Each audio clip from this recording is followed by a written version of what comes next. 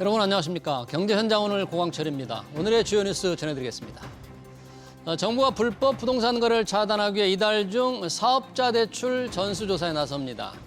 금융당국 관계자는 개인 사업자 대출이 용도대로 사용됐는지 확인하려고 한다며 준비되는 대로 현장 점검에 나갈 것이라고 말했습니다.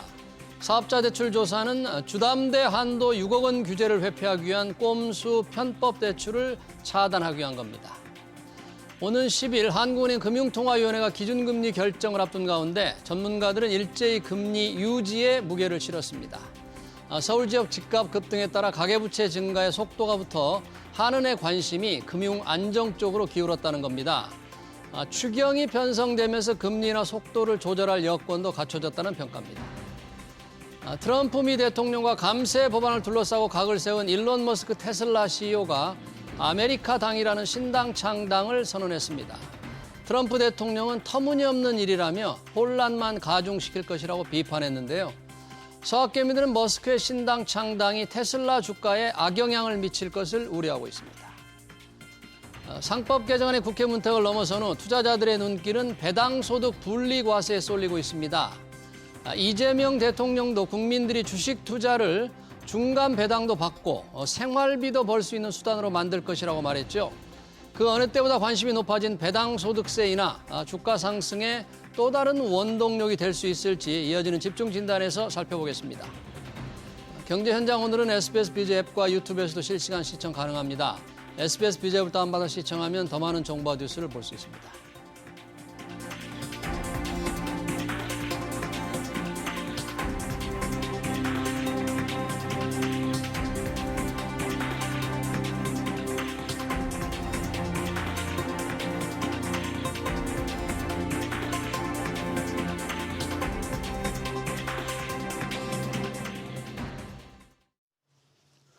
네, 코스피가 3,100을 넘어서며 급히 달려온 뒤 잠시 주춤합니다.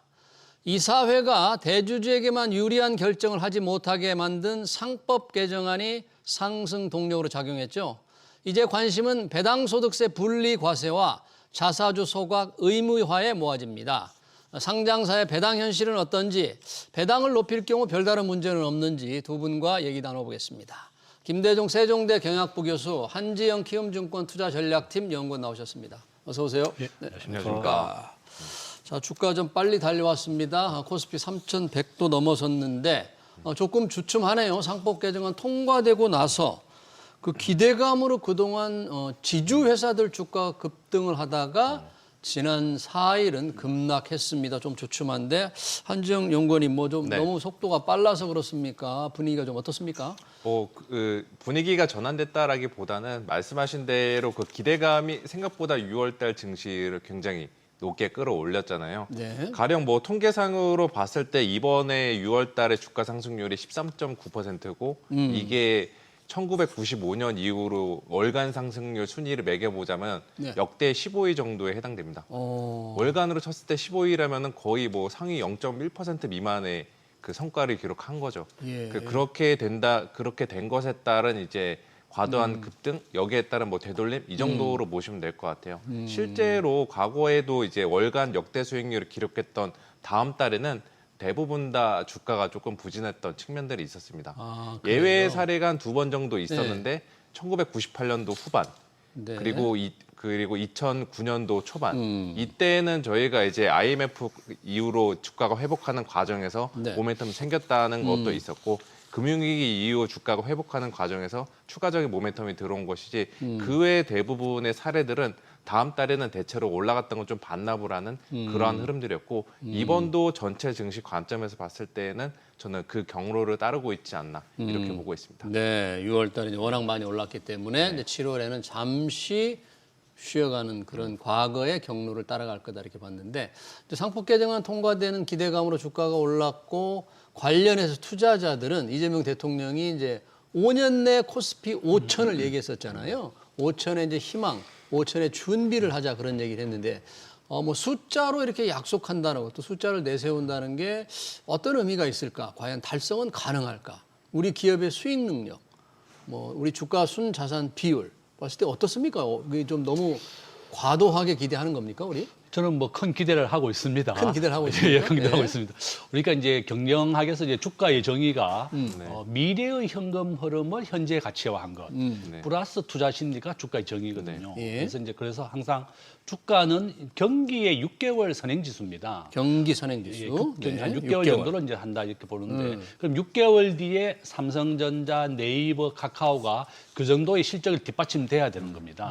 그래서 저는 이제 현재 우리가 뭐 네이버라든지 기업의 현장 중심 출신들을 장관으로 임명하고 중소기업부 장관, 뭐 하정우 막 네이버 출신들부터 해서 기업인들. 기업인들을 많이 중용하고 많이 장관 수석으로 임명하고 있습니다. 그래서 저는 기업들이 실적에 뒷받침될 수 있도록 정부가 적극적으로 지원해 주는 것이 가장 중요하다. 작년 말 기준으로 우리나라의 외국인 직접 투자가 유입된 것보다 우리나라 기업이 유출된 것이 한 2배 정도 많습니다. 배나 많았다. 예, 배나 네. 많았습니다. 우리 현대자동차 금년 초에 30조를 미국에 투자하기로 했고 삼성전자 60조를 지금 텍사스에 투자를 해서 공장을 짓고 있습니다. 미국은 트럼프 대통령이 가장 원하는 것은 미국에 공장을 짓고 미국에 일자리를 만들어 달라. 그렇죠. 미국을 전 세계에서 가장 기업하기 좋은 나라를 만들어 주겠다. 예. 미국의 법인세 현재 21%고요. 예. 한국은 26%입니다. 우리나라는 현재 뭐 강력한 노조라든지 4차 산업혁명이 다 금지되어 있습니다.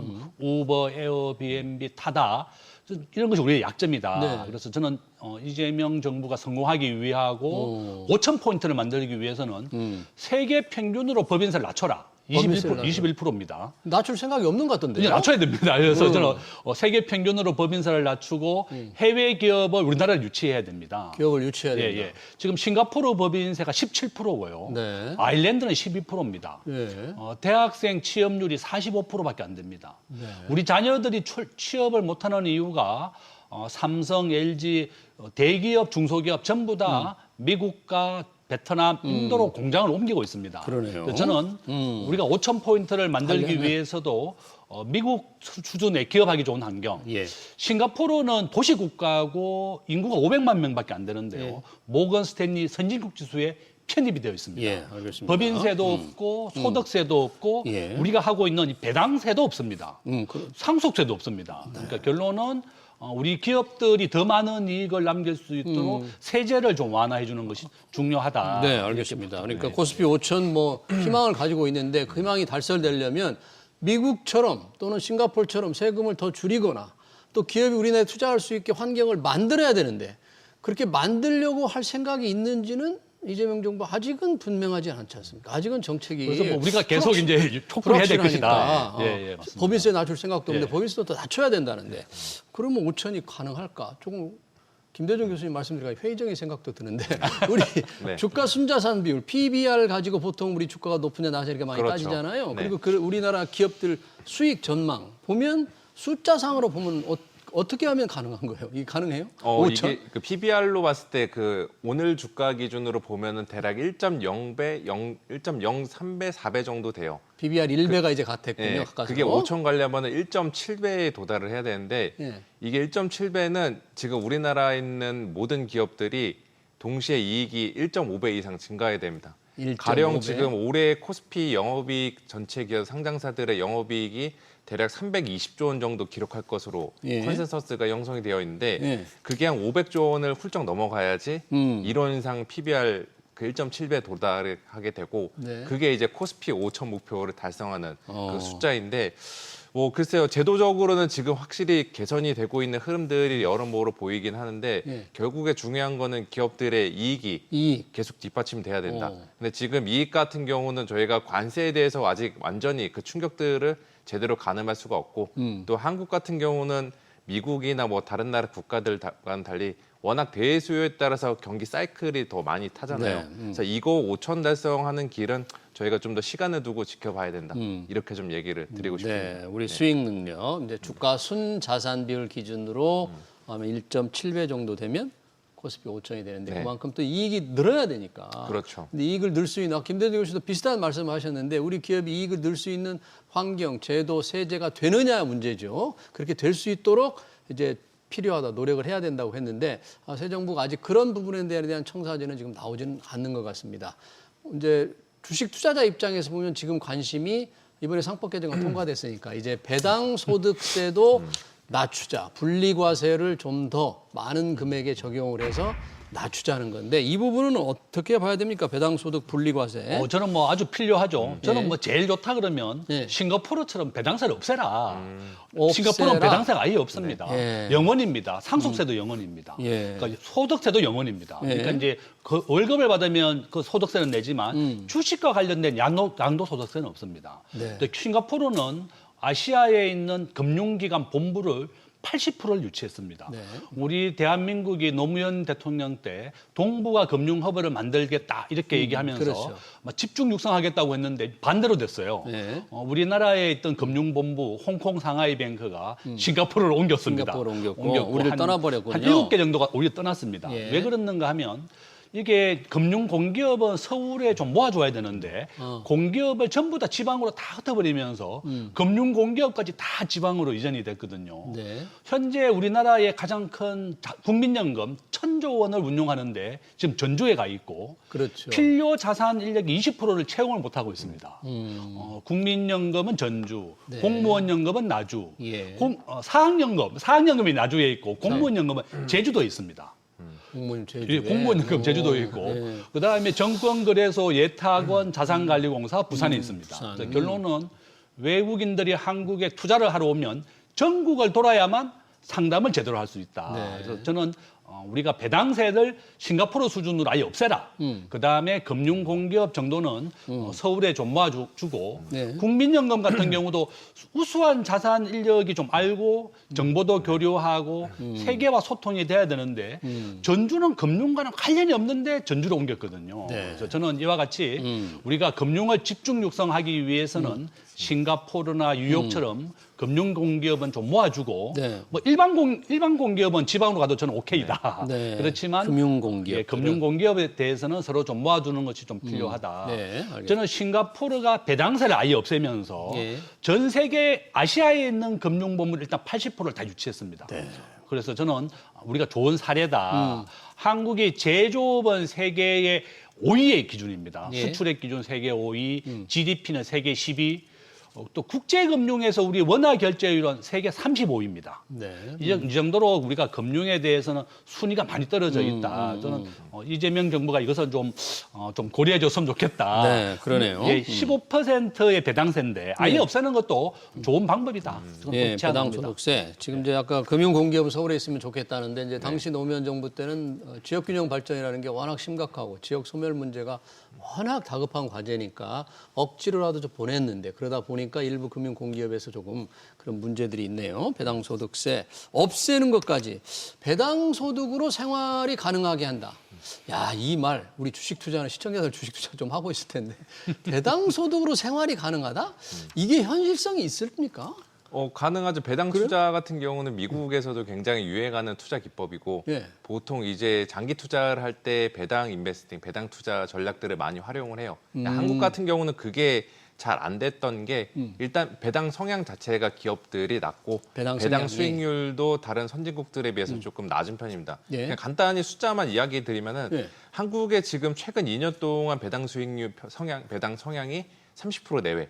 30%. 내외인데. 그러니까 단기 순이익 중에서 배당을 주는 게 30% 정도 됩니까? 네, 그리고 미국 같은 경우가 보통 40%, 일본도 40%대, 유럽은 50%대 이런 것들의 차이가 나죠. 그래서 이게 뭐 코리아 디스카운트 요인 중 하나가 저는 이 낮은 배당 성향이 있는데 네. 이번 정권에서는 이 부분을 또 집중적으로 그 손을 볼 것 같아요. 그게 이제 말씀하신 것처럼 배당 소득세 분리과세 이거를 추진한다라는 거고 저는 뭐 취지가 좋다라고 좀 말씀을 드리겠습니다. 이거는 이 법안들이 통과가 되면서 한국의 배당 투자 문화가 정착이 되면은 증시 투자자 입장에서 얻을 수 있는 큰 수확 중 하나는 한국 증시의 변동성은 이전보다는 덜해진다. 변동성이 줄어든다.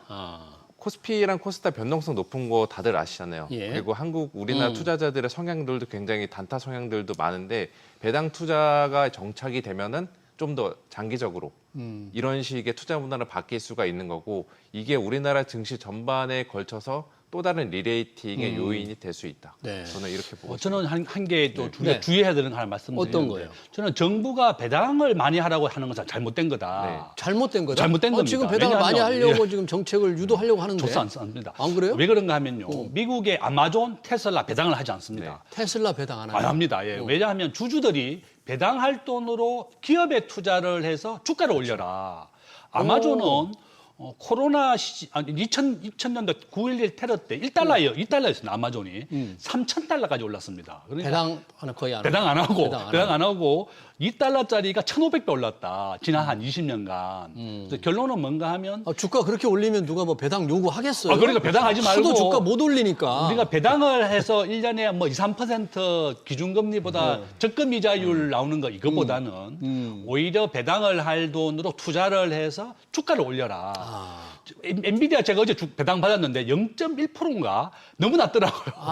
배당률이 예, 배당률이. 그러니까 예. 이제 뭐 애플은 매년 한 1달러씩 배당한다 이렇게 얘기하고 있습니다. 엔비디아 그렇게 배당 인생해도 배당 안 합니다. 별로 불만 없어요? 예, 그래도? 없죠. 당연히 이제 주가 뭐 올라가니까. 1년에 100%씩 올려주니까. 그래서 결론은 뭔가 하면 삼성전자도 과거에 배당을 거의 하지 않고 우리가 반도체 라인을 하나 까는데 1조 원 정도 듭니다. 그러니까 정부가 배당을 많이 하라고 기업에 요구하면 기업이 시설 투자하고 사람을 고용하고 미래에 대한 투자를 해야 되는데 네. 이 배당을 전체 이게 한 절반 정도 배당한다. 그러면 반도체 라인을 못 갈 것이고 HBM 만들어야 되지 할 일이 많습니다. 그래서 그러네요. 요점은 뭔가 하면 우리가 기업 주주들에게 배당을 하는 것보다도 기업이 더 많은 이익을 돌려줄 수 있고 주가를 올려서 보답한다 그러면 저는 배당을 하지 마라 그럽니다. 아하. 오히려 그래서 아마존 주주들은 오히려 배당하지 말고 기업이 재투자해라 이렇게 얘기하거든요. 네, 그래서 저는 정부가 배당 정책을 무조건 강제하는 것은 아니겠지만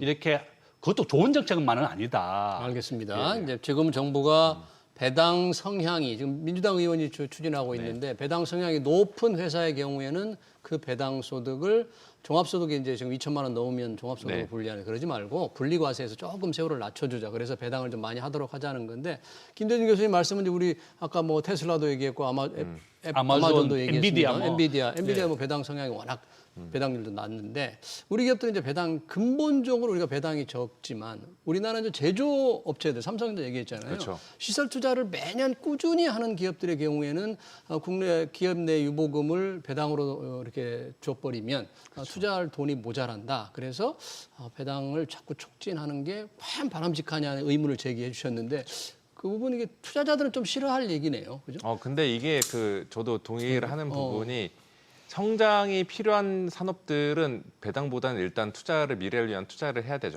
성장이 근데 이제 필요해요. 사이클 상으로는 지금 뭐 이번 사이클에서는 성장이 나오기 어렵다라는 쪽들은 배당이나 혹은 다른 형태로 주주 환원을 통해서 주주들한테 주가 차익만큼은 아니다. 주가의 상승만큼은 아니더라도 어느 정도 환원을 해줘야 되는 그런 전략들은 필요하다라고 보고 있고 그 과정에 있어서 분리과세 혜택을 준다라면 투자자 입장에서는 땡큐가 되는 거죠. 실제로 한국의 그 투자자들이 이제 배당 투자를 잘 안 하고 또 우리나라가 이제 배당 성향이 주요국 대비 낮은 이유는 그 배당 소득세율이랑 자본이득세율의 격차가 크다는 겁니다. 기존에 어떻게 달라요? 배당 소득세율은 누진세율을 누진 봤을 때 과세하니까. 최고 45%로 과세가 그렇죠. 되는데 자본차익세 이거는 최대 30%였죠. 이 차이가 이제 그 한국의 낮은 배당 성향과 국내 투자자들의 단타 문화 를 좀 더 그 중요시하게 만든 것 같은데 이번에 그 세제 개편 배당 소득 분리과세 개편을 통해서 저는 그 부분에 대한 아쉬움들은 좀 달래 나갈 수 있지 않을까 이렇게 보고 있습니다. 저 요 부분 한 개 더 말씀드리고 싶은 게 우리 경영학에서 배당이 좋냐 자사주 소각이 좋냐 그러면 자사주 소각이 훨씬 좋습니다. 뭐 어떤 측면에 좋다는 왜 그런가 하면 자사주를 소각하면 배당세를 안 내거든요. 그러니까 우리 경영학 학생들에게 가르치는 게 배당을 해주는 것보다는 자사주를 소각하면 15% 배당세를 아예 없애버리는 거예요. 배당소. 예, 그렇군요. 그렇습니다. 그러니까 결론은 기업들에 대해서 자사주를 소각하게 하고 배당을 해주는 것보다 훨씬 주가를 올려주는 겁니다. 애플은 배당도 하지만 자사주 소각도 매년 합니다. 네. 이와 같이 정부가 배당을 하는 것도 그렇게 좋은 게 아니다. 세금을 또 내기 때문에 네. 15% 세금 아예 없애는 것이 자사주 소각이다. 그러네요. 이렇게 말씀을 드립니다. 그래서 아예 그냥 싱가포르처럼 배당 소득세를 배당 없애는 게 좋다. 어떻겠냐 좋습니다. 그러는데 나라는 어떻게 운영하겠습니까? 세금 없애버리면 세금 그런데 있어야 이제 또 우리가 국가를. 배당사라든지 주식 금권거래사로 얻는 게 전체 국가 예산 1%가 안 되거든요. 여튼 뭐 1%라도 1%라도 일단 세금 그래서 다 받을 수. 주식시장에서도 요즘에 이제 그 나름의 결합해서 하는 전략이 예전에는 배당 투자 전략 혹은 자사주 소각 많이 하는 기업들 찾아가지고 거기에 투자한다 이런 식인데 이제는 그 두 개의 개념을 합해서 예. 주주 환원 수익률이 높은 기업 주주 환원 수익률 네. 배당과 자사주 소각을 그 두 개 합치면 결국에는 그게 큰 틀에서는 주주 환원으로 나가는 금액이잖아요. 네. 주가 대비 그 수익률이 그 금액이 높은 기업들, 그게 주주 환원 수익률 높은 기업인데 여기에 또 요즘에는 국내 투자자들도 더 주목을 하고 있다. 그러네요. 이렇게 좀 보시면 될 것 같아요. 지금 이제 민주당 이소영 의원이 발의한 대로 만약에 배당 성향이 35% 이상인 경우에 이제 분리과세한다 그러면 지금 2천만 원 이하 배당이나 이자 합한 게 연간 2천만 원 넘으면 물론 종합과세로 갑니다만 이소영 의원 발의한 대로 하면 훨씬 배당액이 많아도 이제 분리과세한다는 얘기인데 그 혜택을 볼 수 있는 사람들은 배당을 많이 받을 수 있는 주식을 많이 가지고 있는 부유층이잖아요. 혹시 조세 형평 차원에서는 좀 문제 제기할 사람들 없을까요? 저는 뭐 당연히 불만이 있을 것이다.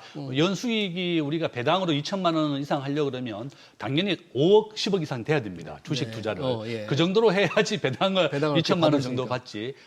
보통 이제 삼성전자가 배당 수익률이 뭐 연 1, 2%밖에 안 됩니다. 예. 삼성전자가 과거에는 배당을 거의 하지 않고 투자를 많이 했었는데 이 상속세분이 워낙 많이 나오다 보니까 배당도 이제 삼성이 이제 매년 꾸준히 매 분기마다 1,000원 정도 하더라고요. 그러니까 4분기를 받으면 한 4,000원 정도 배당을 받는 겁니다. 이와 같이 애플은 매 분기 1달러씩 해줘요. 분기 1달러? 3개월에 한 번씩 1달러. 삼성은 매 분기에 1,000원씩 배당을 해주는데 결론은 뭔가 하면 저는 뭐 당장 우리가 배당사를 없애지 못한다 그러면 분리과세는 절대적으로 필요하다. 저는 적극 찬성이고 장기적으로는 아예 없애라. 싱가포르 수준으로 그게 필요하다. 저는 그렇게 봅니다. 알겠습니다. 여튼 이제 배당소득세 분리과세를 통한 인하가 지금 민주당이 추진하니까 가능성이 있어 보이는데 만약에 배당 투자를 늘리고 싶은 투자자들이 많을 거예요. 정책이 바뀌면 마치 그렇죠. 상법 개정안에 대비해서 지주사 주식에 좀 관심을 갖는 것처럼 어떤 기준으로 그런 배당 투자를 하려면 기업을 골라야 할까요? 뭐 가장 1차적으로는 이제 최대 주주 지분율이 높은 회사를 고르는 게 맞죠. 최대 지주 지분율이 높은 그렇게 회사. 되면 최대 주주들도 예전보다는 이제 배당을 하는 데 있어서 덜 인색해지니까 이거는 최대 주주뿐만이 아니라 이제 일반 주주들도 그 향유를 나눠 가질 수 있다라는 건데 그게 뭐 대표적으로 지주사였고 지주회사들. 근데 이미 주가를 보면 이미 저만큼 올라갔잖아요. 여기에서 제가 인생 베팅을 하라고 추천드리고 싶지는 않습니다. 이미 올라 있다. 네, 그렇죠. 차라리 이럴 바에는 어차피 저희가 배당을 한다는 거에 대한 기본적인 그 본질은 저는 그거 같아요. 예. 기업이 배당을 한다라는 거는 내가 돈을 잘 벌고 있으니까 이 번 돈 일부는 뭐 성장을 위해서 투자를 하고 일부는 또 투자자들한테 돌려주겠다라는 신호가 있다라고 저는 생각을 하고 있어요. 이러한 관점에서 봤을 때 당연한 거지만 돈을 잘 버는 회사 그리고 배당 성향 같은 경우도 평균적으로 35% 미만인 이런 회사들이 저는 투자하기에 적합하다. 지금 시점에서는. 왜 이렇게. 35% 미만이 더 높은 더 그 30% 이상 훨씬 좀 높은 아니죠. 그 35% 미만이 된 기업들은 이제 나중에 35%로 갈 확률이 높잖아요. 분리과세 혜택을 받으러. 법이 통과되면 그렇죠. 그렇게 되면은 배당에 대한 그 수익률도 더 늘어날 수 있는 부분이고 그게 하나 투자의 아이디어가 될 수 있겠고 이거를 국내 업종으로 이제 좀 꼽아 보면은 어떻게 나와요? 근데 지금 방송 보시는 분들 딱 머릿속에 떠오르는 업종들이 있을 거예요. 자동차, 은행, 증권. 은행, 증권. 네, 딱 전통적인 이제 배당주 성격도 있고 또 시클리컬 산업에 있는 이 업종들인데 여기서 이제 단순 배당 투자, 뭐 이런 배당 소득 분리과세 이 혜택뿐만이 아니라 업황에 대한 그들 속한 업황이 앞으로 어떻게 변할까? 업황이 좋아지는데 있어야지 그들을 속한 기업들도 돈을 잘 벌고 결국엔 배당도 많이 하고 이런 논리 플로우를 따라갈 텐데 저는 그러한 관점에서 지금 좋아 보이는 업종은 역시나 증권 업종이다.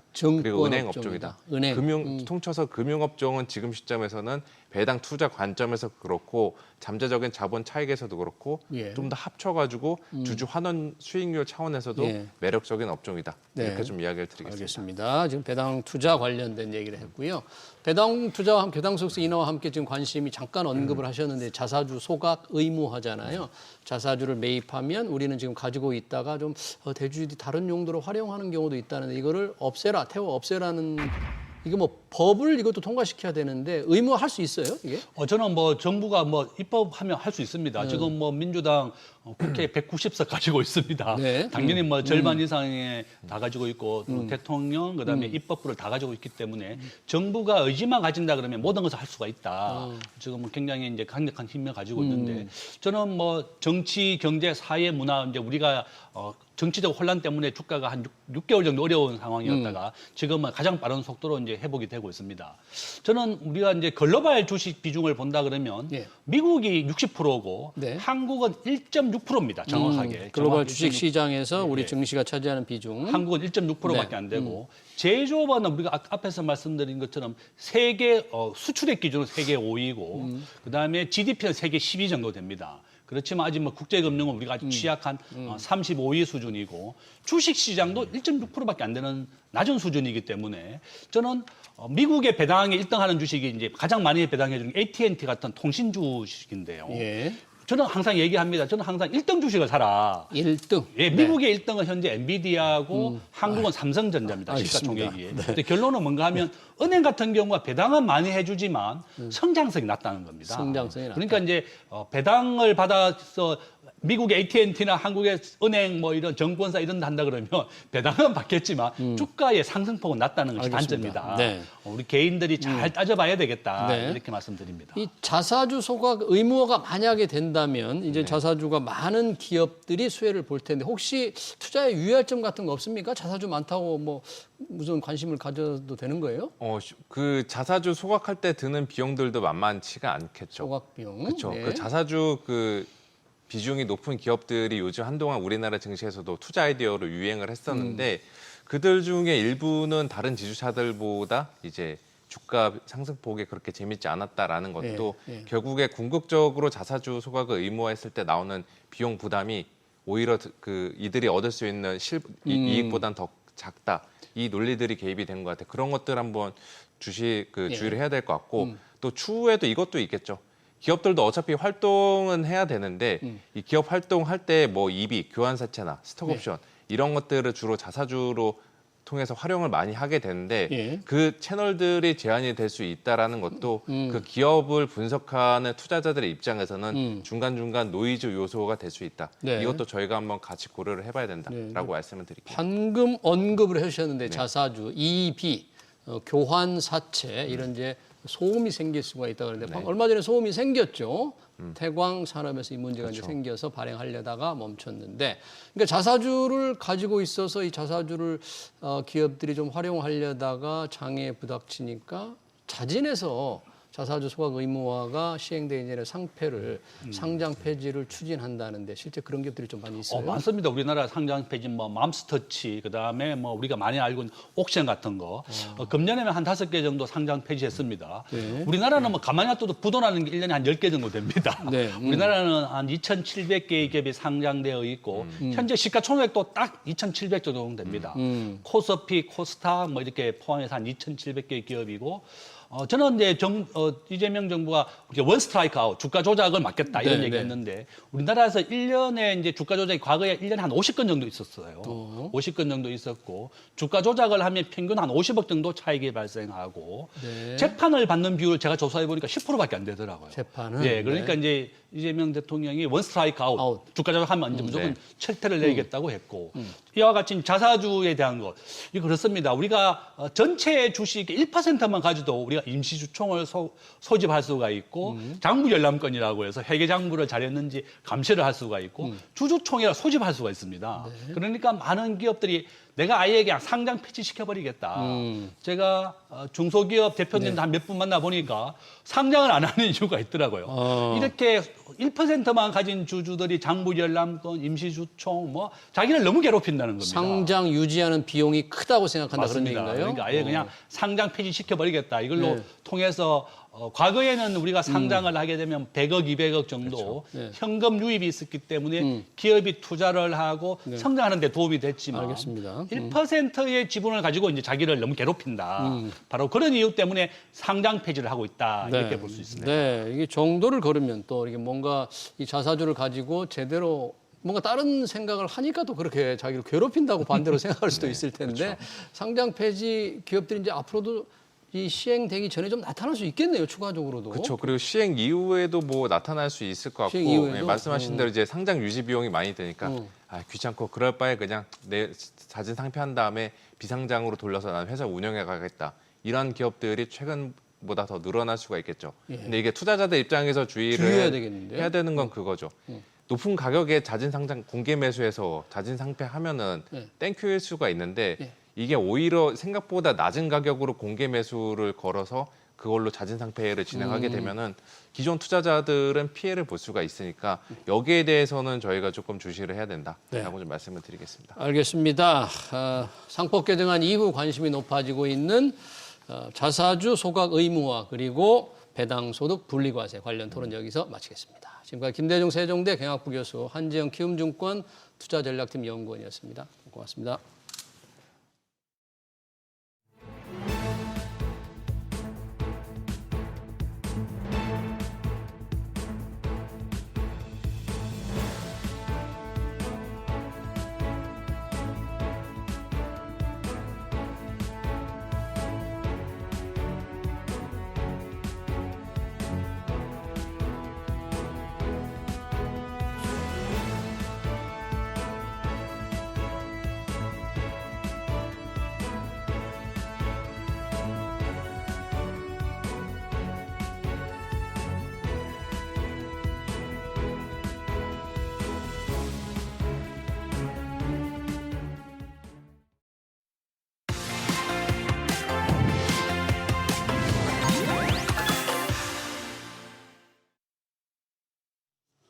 네, 오는 21일부터 전국민 민생회복 소비 쿠폰 신청이 시작됩니다.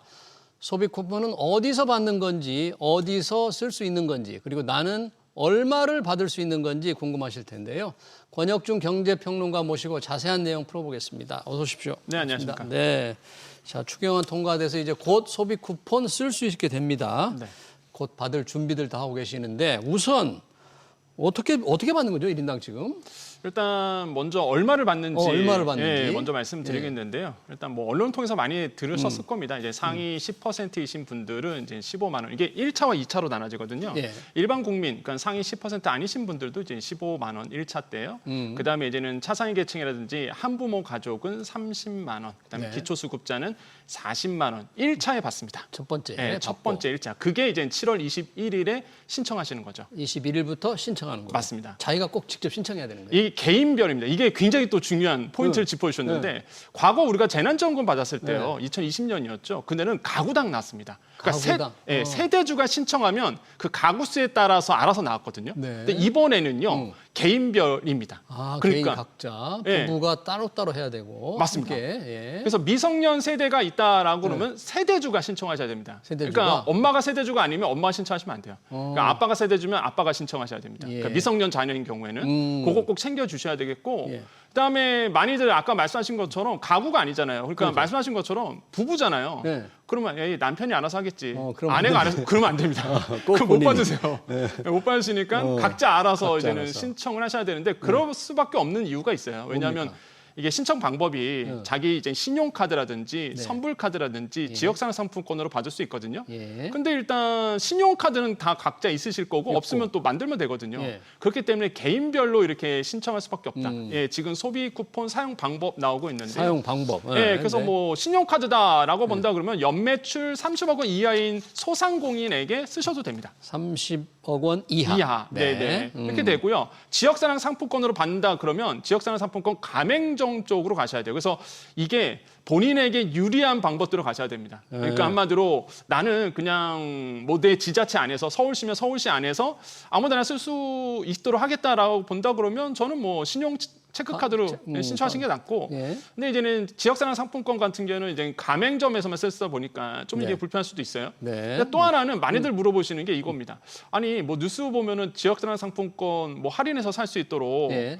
뭐 정부가 지원금 뭐 더 그렇죠. 많이 했다는데 네. 그거는 지역사랑 상품권 따로 예산이 나온 거예요. 아, 요번에 나온 거하고 다른 거다 이거죠? 네, 지역사랑 상품권을 원래부터 있잖아요. 네. 그걸 내가 샀을 때에 더 많은 할인을 주고 사오는 거고 지금 우리가 얘기하는 거는 민생회복 소비 쿠폰이잖아요. 그렇죠. 그거는 정액대로 받습니다. 그렇기 때문에 뭐 할인하고 사고 뭐 이런 게 아니에요. 예. 그래서 민생회복 소비 쿠폰에서 내가 받을 수 있는 게 신용카드도 있고 체크카드도 있고 지역사랑 상품권도 있는데 네. 지역사랑 상품권은 정액대로 받는다. 아, 그렇군요. 예, 이렇게 이제 이해하시면 될 것 같아요. 그러니까 1차로는 21일부터 신청하고 네. 아까 전 국민이 준 다음에 네. 2차가 있잖아요. 맞습니다. 2차는 언제 어떻게 해야 하는 거예요?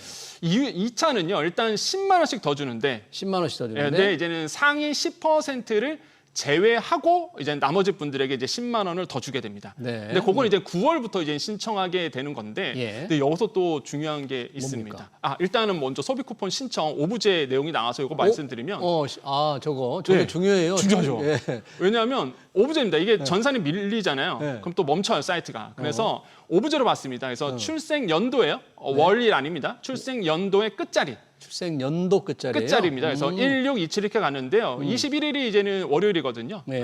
그래서 이제는 월화수목금 하고 그 이후에는 온라인 같은 경우에는 이제 모두 그냥 뭐 아무 때나 이제 신청할 수 있도록 하게 돼 있습니다. 네, 그래요. 그래서 이제는 저는 근데 개인적으로 예.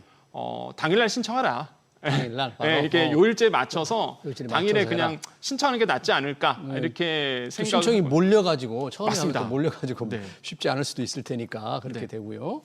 사용하는 것이 조금 다를 텐데 네. 뭐 스타벅스는 안 되고 뭐 네. 다이소는 되고 네. 이게 이제 직영점이 아니었다 이런 차이인 거예요? 맞습니다. 어. 이게 사용처가 있고요. 네. 사용하지 불가능한 곳이 있는데 이미 뻔히 예상되는 건 그거죠. 대형 프랜차이즈라든지 아니면은 뭐 대형 뭐 백화점이라든지 이런 데는 안 되도록 되어 있습니다. 근데 여기서 중요한 게 프랜차이즈 업종이 있잖아요. 예. 근데 거기서 가맹점과 직영점은 다릅니다. 그러니까 가맹점은 개인 사업자들이 하시거든요. 예. 여기서는 가능합니다. 아, 가능한데 직영점에서는 안 된다. 직영점에서는 안 된다. 그럼 누구가 이걸 어떻게 어떻게 구별하는 알아 거죠? 진짜 그걸? 앞에 마크가 있을 겁니다. 그러니까 정부가 스티커를 나눠줘요. 나눠줘요? 네, 그래서 그 문 앞에 여기 민생회복 소비 쿠폰 가능한 곳입니다라고 해서 파란색으로 딱지가 있거든요. 예. 그거 확인하시고 들어가시면 되고요. 예. 그래서 이제는 사용 가능한 곳인데 또 많은 분들이 이제 궁금해하시는 게 어떤 겁니까? 학원 보낼 수 있냐? 학원 가능하다라고 가능하다. 말씀드립니다. 그래서 어. 학원에서도 쓸 수 있다라는 거. 그래서 그렇게 보시면 되겠고. 근데 또 이제 많은 분들이 궁금하시는 거 중심으로 좀 말씀드리면, 야 상위 10%는 이제 10만 원 안 나오잖아요. 안 나오는 추가 10만 원 안 나오는 거. 네. 그러면 내가 상위 10%인가 아닌가? 궁금하지 않나요? 궁금해요. 너무 알고 궁금합니다. 싶은데. 예.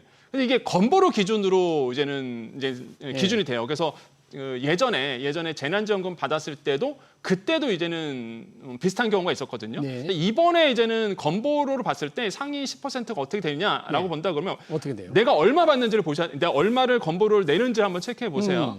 일단 지역 가입자 같은 경우에는 한 20만 9,970원 정도가 되고요. 직장 가입자 같은 경우는 27만 3,380원 초과이신 분들은 뭐 이게 대략적인 겁니다. 네. 정확치는 않아요.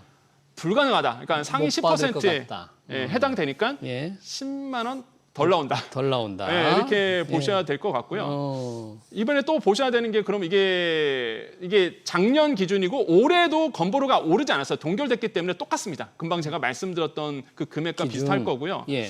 그다음에 이제는 재산을 좀 따지게 돼요. 재산을. 예, 왜냐하면 이 소득은 낮아도 재산이 많으신 분들 있잖아요. 그렇죠. 그래서 그런 분들 때문에 이번에 이제 정부가 얘기하기를 요거 한번 계산해 보겠다. 요것도 계산해서 확실한 건 조만간 이제는 아마 TF 네. 구성했기 때문에 네. 밝힐 겁니다. 그러네요. 그래서 대략적으로 요 정도 금액 초과하신 분들은 그냥 좋게 받아들이셔야죠. 내가 소득상이 10%구나. 내가 재산상이 재산이 10%구나. 많구나 하고. 네, 그렇게 좀 이해하시면 될 것 같습니다. 사용할 수 없는 곳 뭐 그런 데 있죠. 뭐 유흥업소라든 이런 거 안 되는 거죠. 그렇죠. 뭐 소비 쿠폰이잖아요. 그래서 유흥업소 당연히 안 되고요. 예. 그다음에 대형 백화점 안 되고요. 네. 그다음에 아까 말씀드렸다시피 프랜차이즈업 같은 경우도 직영점 안 되고요. 그래서 이런 쪽은 사용할 수 없다라는 거 말씀드리겠습니다. 그리고 이제 또 4개월 안에 쓰도록 돼 있어요. 4개월 안에. 네, 그래서 못 쓰면 어떻게 해요? 이거 못 쓰면요. 예. 그냥 환수됩니다.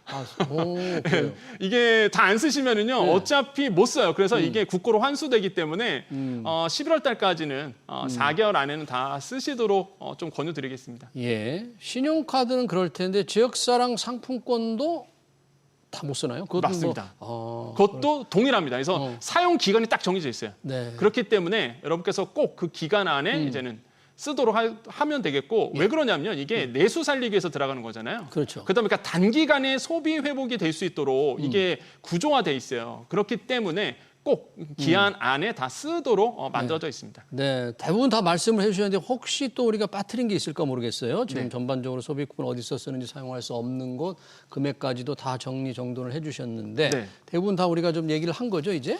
근데 또 궁금한 게 있으세요, 많은 분들이. 뭐가? 군인 어떡하냐? 군인들, 군인 받냐? 어. 이렇게 물어보시는 분도 계시는데 받습니다. 받는데 이게 또 한 가지 포인트가 공문에 보면 이런 내용이 나옵니다. 그러니까 지금 이제 청년들이죠. 이제 군복무 하시는 분들이 나라사랑 카드라고 있거든요. 있죠. 네, 그 나라사랑 카드로 만약에 신용카드로 신청하게 되면 전국에 있는 PX에서 사용 가능합니다. 아 전국 PX에서 그 근무하는 그 배치 자대 부근 언저리가 아니라. 네, 맞습니다. 그렇기 때문에 거기에 보면 이제 공문에 나라사랑 카드로 만약에 신청한다? 그러면 전국에 있는 PX에서 신청 가능하니 예. 이것도 한번 내 자녀 지금 이제 방송 듣고 계신 분들 중에서 자녀가 군 복무하고 있다. 다 모바일 가능하거든요, 요즘에. 네, 그래서 그렇죠. 신청이 다 가능하고 예. 외국인들이 받느냐 못 받느냐 이게 논란이 되게 많았거든요. 외국인. 네. 네. 그러니까 외국인이 과연 받을 수 있느냐 없느냐 요거였는데 가족 중에 한국인이 있다. 그러니까 내국인이 있다. 네. 라고 본다 그러면 가능합니다. 아, 예, 그래요? 그리고 또 한 가지 조건이 가족 중에 그냥 한마디로 등본편에 주민등록편에 한국인이 있고요. 그런 다음에 내가 건강보험을 납부했거나 아니면 내가 피부양자로 들어가 있거나. 그러니까 대부분이 피부양자겠죠 아마. 네. 예, 이런 케이스 받습니다. 근데 이런 경우도 있죠. 네. 내가 한국인과 결혼 안 해서 가족 중에 한국인 없어요. 네. 그러니까 다 외국인만 다 구성되어 있는 외국인만 가구. 살고 있다. 그런데 내가 건보료를 납부했다. 라는 분들 아니면은 사실상 영주권자이신 분들 네. 이런 분들은 또 가능합니다. 가능해요. 예. 건보를 내신 분들 예. 결혼 안 했지만 영주권자라든지 예. 아니면 아예 귀하신 분들이 이런 케이스죠. 그래서 예. 이런 분들은 또 가능해요. 예. 그래서 원칙적으로는 안 되게끔 돼 있는데 일단 내국인과 관련이 있다 그러면 받을 수 있도록 이번에 이제 정리가 됐습니다. 그러네요. 신용카드로 받았으면 카드 수수료를 신용카드 회사가 수수료를 받습니까? 맞습니다. 이것도 좀 논란이 됐었어요. 그러니까 아니 이렇게 되면은 일단 신용카드 수수료라는 건 뭡니까? 결국에는 소비자가 카드를 쓰면 거기서 수수료를요 소상공인이 카드사에 납부하는 거잖아요. 그렇죠. 아니 소상공인 살리려고 이 소비 쿠폰 나오는 건데 이거마저도 수수료를 내야 되느냐 이게 좀 논란이 있었는데 현재까지로는 사실상 무료가 아닙니다. 그래요? 지금까지는 그래서 뭐 앞으로 어떻게 될지 TF에서 어떻게 결정할지 모르겠지만 일단은 면제가 아니라는 거죠. 그래서 일각에서는 면제를 해야 되지 않느냐, 이게 맞는 게 아니냐 이렇게 이제 얘기가 나오고 있습니다. 그러네요. 이제 자 우리가 누가 얼마나 받는지 언제부터 신청하는지 자세히 알아봤습니다. 좀 확인하고 좀 빠뜨린 일이 없도록 했으면 좋겠네요. 자 이게 소비 쿠폰 잘 쓰이면 소비 증대 효과 어느 정도나 좀 나올까요? 네, 보통 이제 한 개 소비 성향이라고 보통 얘기를 하죠. 그러니까 한 개 단위당 내가 추가 소득이 있었을 때에 어느 정도 그 중에서 이제는 소비로 이어지느냐라고 봤을 때 KDI 쪽에서는 이런 얘기를 하죠. 한 20에서 30% 아니면은 40%까지 한 개 소비 성향이 있대더라. 네. 그러니까 이 정도에서 지금 얘기가 나오고 있고 이게 2020년에 재난지원금이 나왔을 때에 조사된 거거든요. 그다음에 미국에서도 사실상 그 당시에 2020년에 예. 이제는 재난지원금 비슷하게 줬습니다.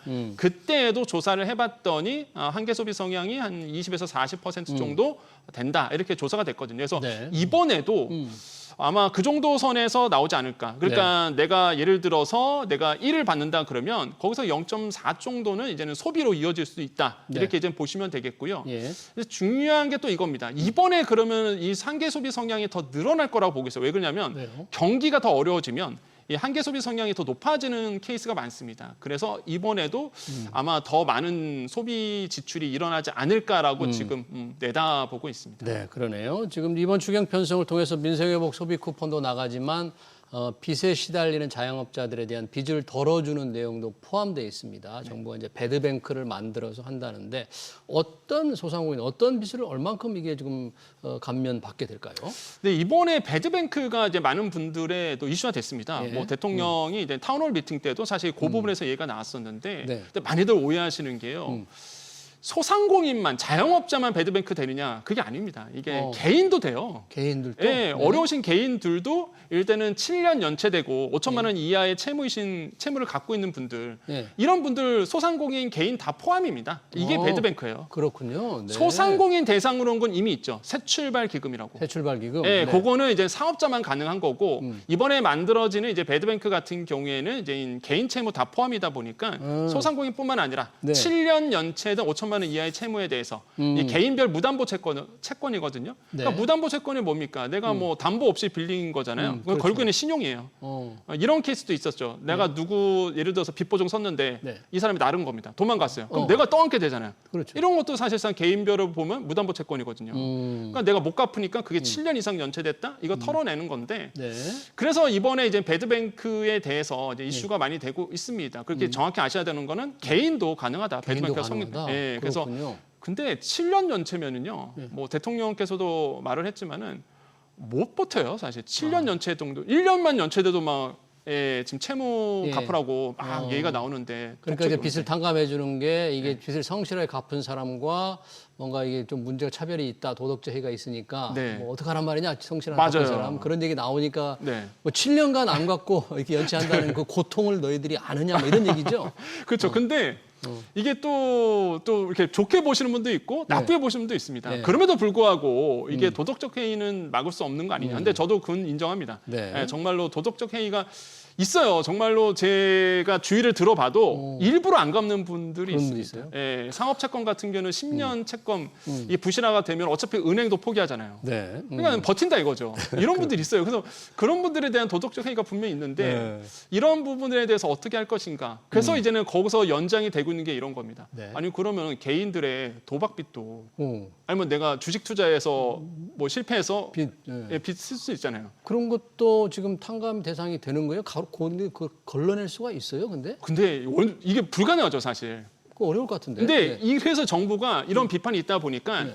사업자 코드로 이제는 분류하기로 했습니다. 그게 뭐냐 그러면 네. 투자업 사업자 코드가 있다. 그러니까 내가 이제는 소상공인이고 아. 사업자인데 예. 내가 이제는 회사 이름으로 이제 빌렸거나 예. 아니면 내가 사업을 하고 있는데 예. 이제 목적이 개인 신용대출이지만은 내가 이제는 투자업으로 하고 있다라고 본다고 뭐 코드가 있잖아요. 예. 그거는 이제는 안 된다. 배드뱅크. 된다. 예, 그렇게 이제는 하고 있고 또 예. 하나가 이제는 유흥업소 코드. 유흥업소. 내가 이제 유흥업소를 하고 있는 거죠. 예. 그럼 사업자 코드가 있잖아요. 예.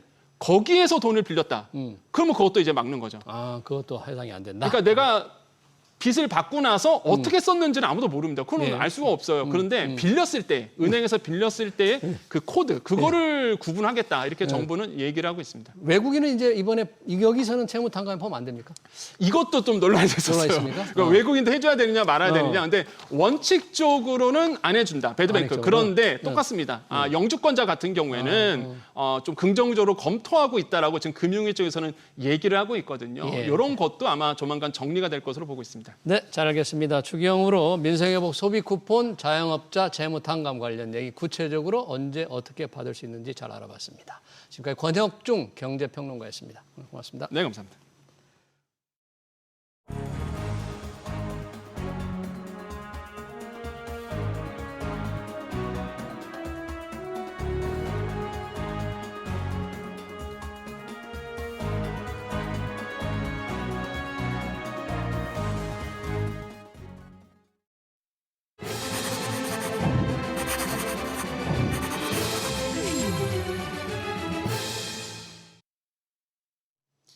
네, 배당을 높이자는 주장이 많습니다. 정부도 배당소득세 인하를 적극 검토 중이죠. 투자자들은 상법 개정안 이후 배당소득세 인하가 주가 상승의 또 다른 원동력이 될 것으로 기대하고 있습니다. 그동안 기업들은 배당에 인색했던 게 사실입니다. 배당 확대 바람직합니다. 하지만 대규모 투자를 지속적으로 해야 하는 제조업은 배당을 무작정 늘리기 어렵습니다. 배당은 기업 가치를 빼내는 것이죠. 주가를 지속적으로 올리려면 기업 가치를 창출하고 불려야 합니다. SBS 비즈 경제 현장을 여기서 마치겠습니다. 시청해주신 여러분 고맙습니다.